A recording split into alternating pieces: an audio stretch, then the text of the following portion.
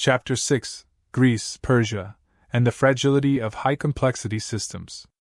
The classical world provides some of the clearest historical examples of how civilizations that burn bright burn quickly.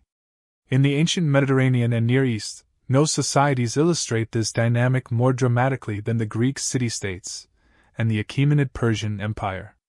Both were capable of extraordinary achievements in governance, culture, warfare, and statecraft, yet both were fundamentally fragile because their systems depended on a narrow band of highly capable individuals.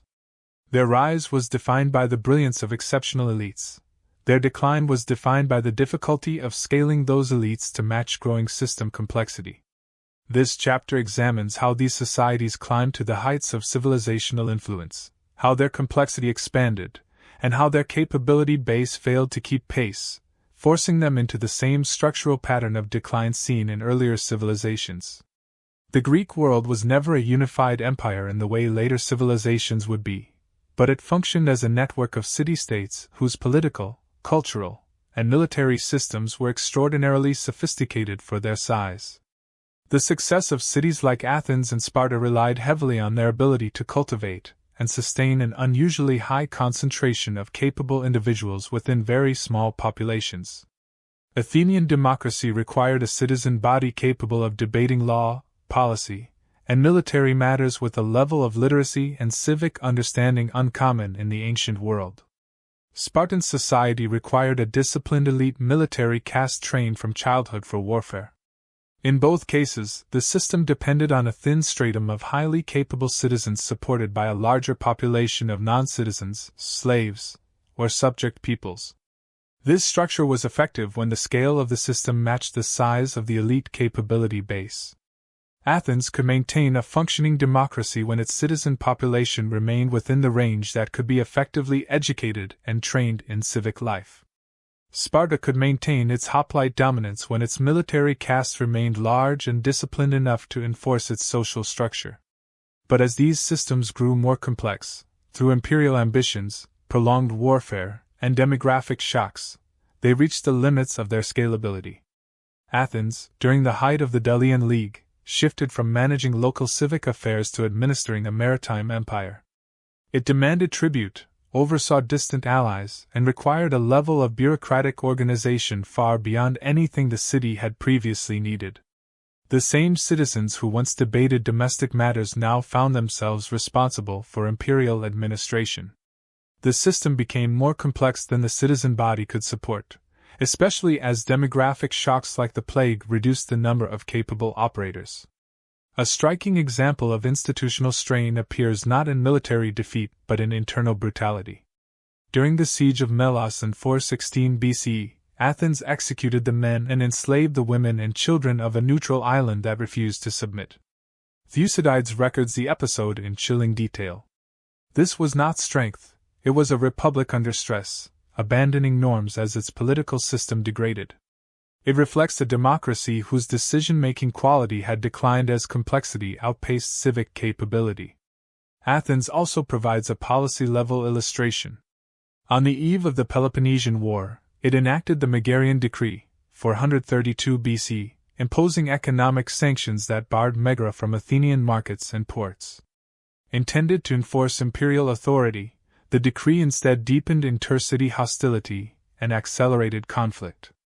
This is a textbook case of decision-making under complexity worsening fragmentation rather than strengthening cohesion.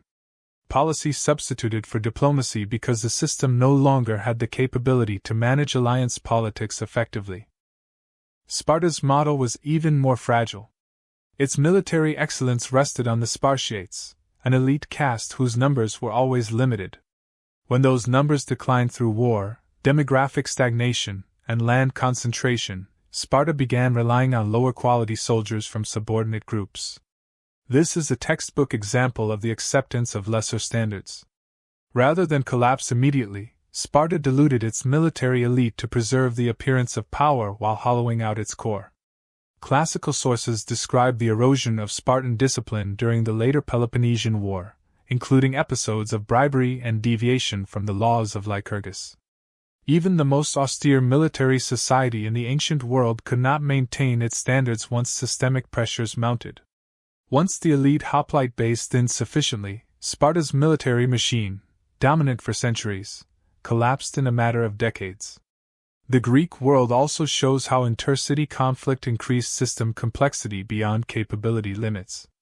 The Peloponnesian War required prolonged mobilization that strained institutions on both sides. Athens resorted to increasingly desperate measures: mass jury payments, expanded citizenship roles, rapid shipbuilding programs. Each diluted quality in favor of scale. The rational citizen body that supported early Athenian democracy was replaced by a volatile assembly vulnerable to demagogues. Decision-making quality declined. Short-term impulses overpowered strategy. As capability density fell, system performance followed.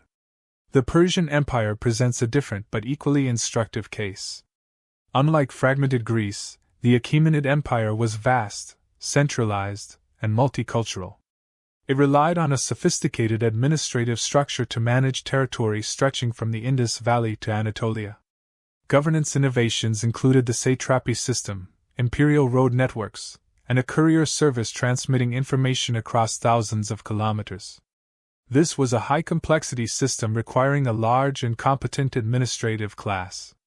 Taxes had to be collected, populations managed, armies raised, and logistics coordinated across immense distances.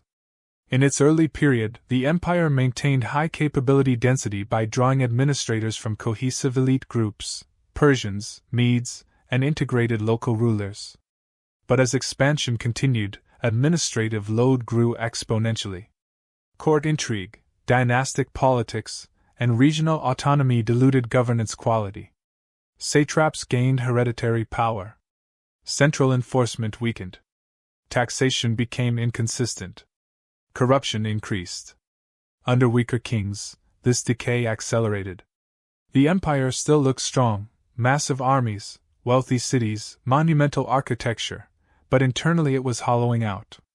When Alexander invaded, he did not defeat a robust machine.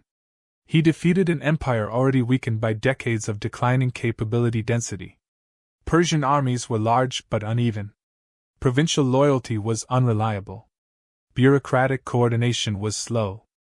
Alexander's rapid victories were possible because the Persian system could no longer operate at its designed complexity.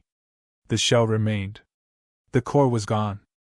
Both Greece and Persia illustrate a crucial principle: high-complexity systems are fragile when they depend on narrow elites.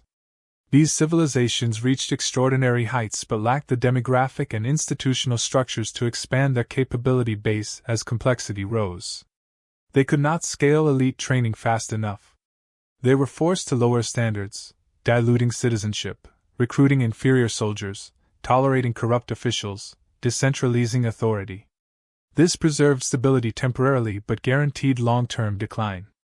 These classical cases confirm that the complexity trap is universal, not modern. The next chapter turns to the most famous and instructive case of all, Rome, where these dynamics played out on an unprecedented scale and produced history's most studied collapse.